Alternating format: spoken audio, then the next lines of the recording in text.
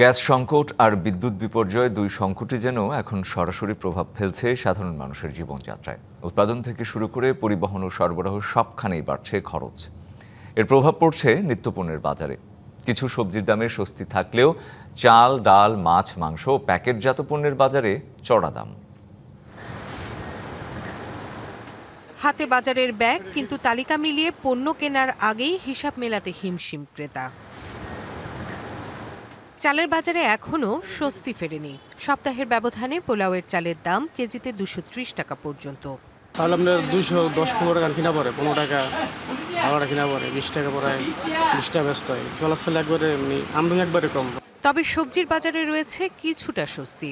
আলু এবং পেঁপে বিক্রি হচ্ছে 30 টাকায়। অন্যান্য সবজির বেশিরভাগের দাম 70 থেকে 100 টাকা। কোনো কোনো সবজির দাম ছাড়িয়েছে তারও বেশি।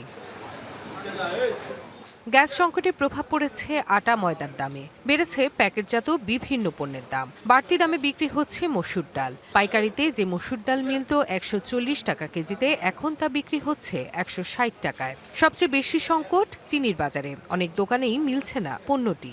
চিনি আমার কাছে আগের রেটে 1 কেজি আছে মাত্র 110, আর চিনি নেই। ওভারঅল সব কিছুর দাম বেশি নিচ্ছে। প্যাকেটজাত দাম তো মানে হঠাৎ এই যে পোলার চাল আপনার যে ছিল কত 150 টাকা, এখন হয়ে গেছে এটা কত 230-40 টাকা। তো এই যে এর সাথে সবগুলোই এইভাবেই সব জিনিসের দাম অনেক বেশি। মাছের বাজারেও নেই স্বস্তি। বাড়তি দামে মাছ কিনতে হচ্ছে ক্রেতাদের। মাংসের বাজারেও একই চিত্র। গত সপ্তাহের তুলনায় কেজিতে 20 টাকা বেড়ে ব্রয়লার মুরগির দাম এখন 190 টাকা। বিক্রেতারা জানান, দীর্ঘ সময় বিদ্যুৎ না থাকায় খামারেই মারা যাচ্ছে অনেক মুরগি। দামটা আসলে কয়েকদিন থেকে বাড়তে যাইতেছে। বাড়তি হচ্ছে আপনার বেশ কিছুদিন থেকে মুরগিতে একটু অসুখ যাইতেছে। বেশ কিছু মুরগি মরে গেছে ফার্মের। প্যাকেটজাত দ্রব্যের দাম বেশি বৃদ্ধি পাচ্ছে। তো মুরগির দাম যা আসছে মোটামুটি চলে, কিন্তু প্রতিদিন অল্প অল্প করে বাড়তেছে।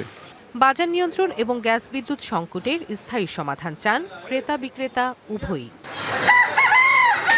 Rifat Tasnova, DBC news, Dhaka.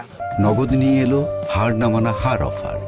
সর্বনিম্ন 10,000 টাকা রেমিটেন্স নগদে পাঠালে থাকছে স্বর্ণের হার জেতার সুযোগ।